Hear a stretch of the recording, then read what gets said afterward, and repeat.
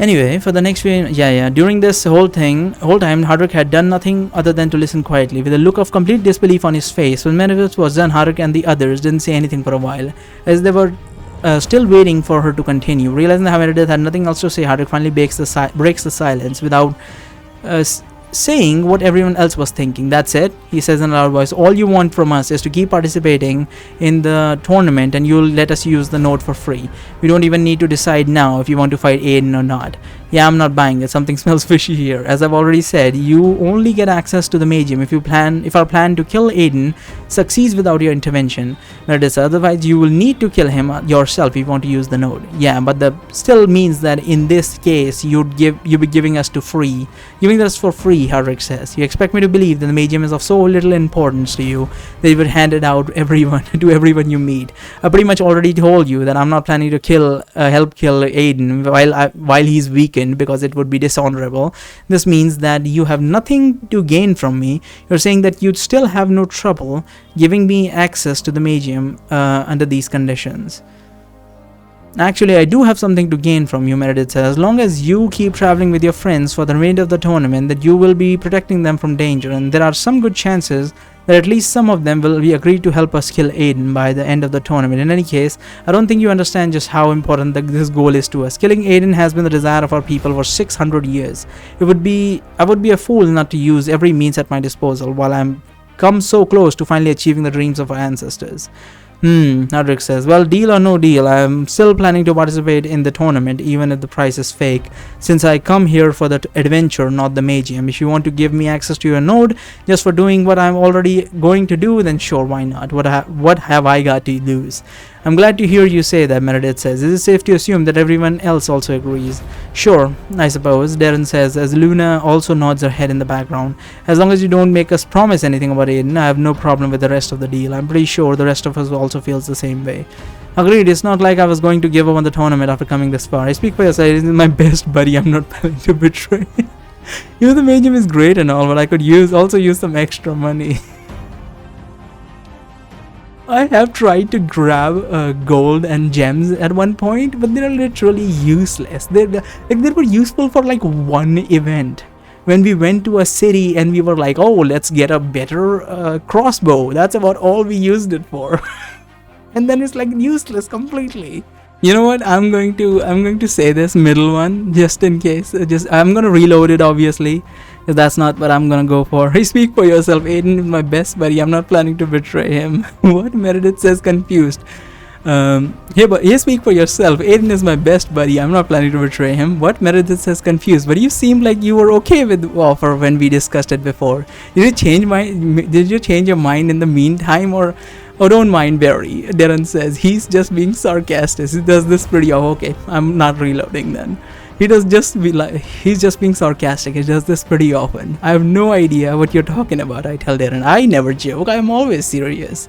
It's best to just ignore him when he's like this, Darren tells Meredith. Trust me, it's for the better, I see.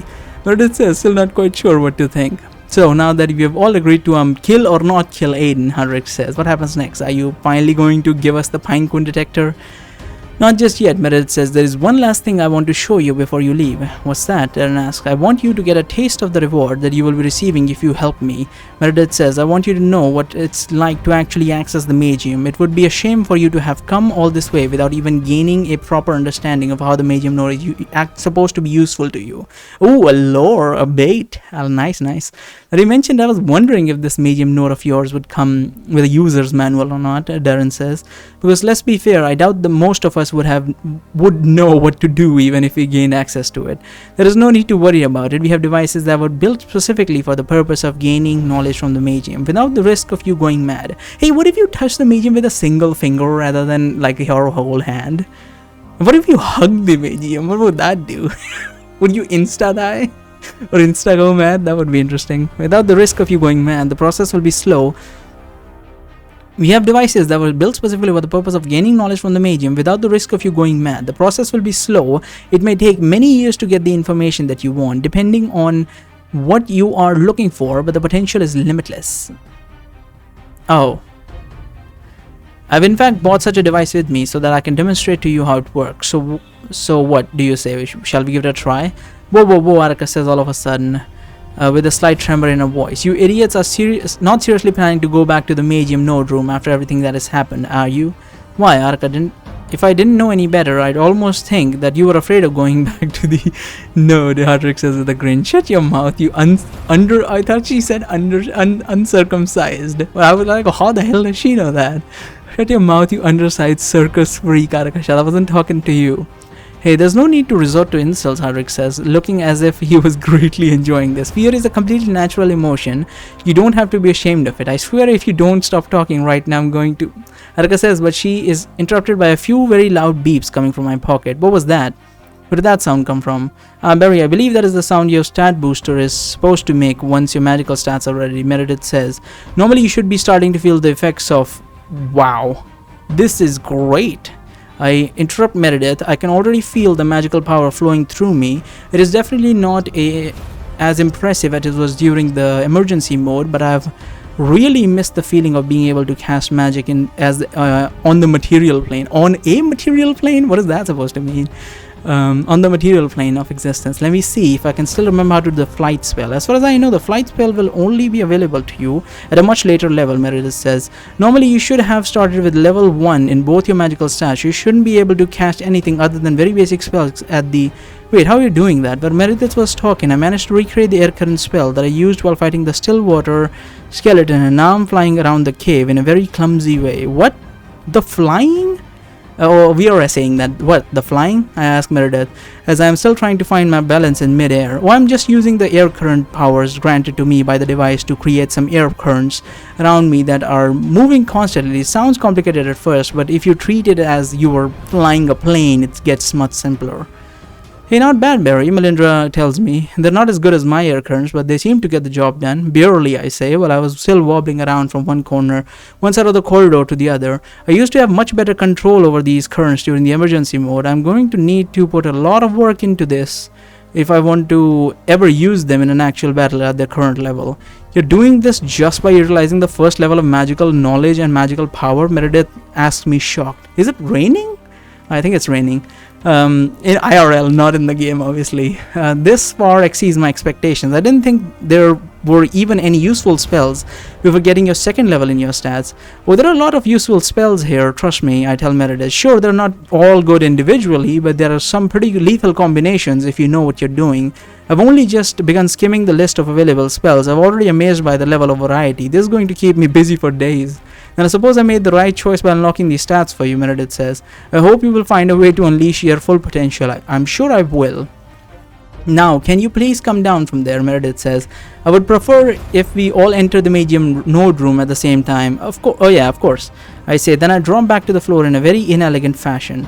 Splendid, Meredith says, as she now taps the wall in front of her with the wand so that it will open our way to the Magium node room. We all make our way back inside the room with the big blue sphere. As we get closer to it, Meredith pulls out a small device with a lot of very colored buttons on it, which looks somewhat similar in design to my stat booster. This is what we call a Magium connector, Magium says, Meredith says. As she shows the device to all of us, you will be using it to interact with the node. Since you are only beginners, I recommend simply pressing on the green button for now. The red button should only be used by people who are interact with the Magium at least a few times before, as it can get disorienting for beginners. The rest of the buttons have some more specific purposes that I'm not going to bother explaining right now, but since we don't really have the time anyway, who wants to go first? Me, Darren says quickly, as he steps to the front. I want to give it a try. Very well, Meredith says. She hands him the device that she was holding. Just make sure not to do this for more than a minute. Even with the device acting as a buffer between you and the Magium, it is still risky to spend more time than that for someone who has never done this before. What about the Magium fragment? Luna asks all of a sudden. I'm sorry, the what? The creator that we spoke to when we first came here, Luna says. Is he still in this room watching us? Well, the creator isn't always here, Meredith says. He only visits us from time to time to share his wisdom. Why did you want to speak with him again? Quite the contrary, in fact. Did you hear that, Araka? The Magium fragment isn't here. You can stop fidgeting now. I have no idea what you're talking about, Araka says. How would I even be fidgeting inside of an amulet without any body to speak of? All of us getting more and more restless the closer we got to the Magium node room. Iluna says, to be honest, it was getting a little annoying. Oh, so you are an expert in auras now, Araka says. Maybe you'd like to give me some tips while you're at it. Whatever you say, Araka, Iluna tells her.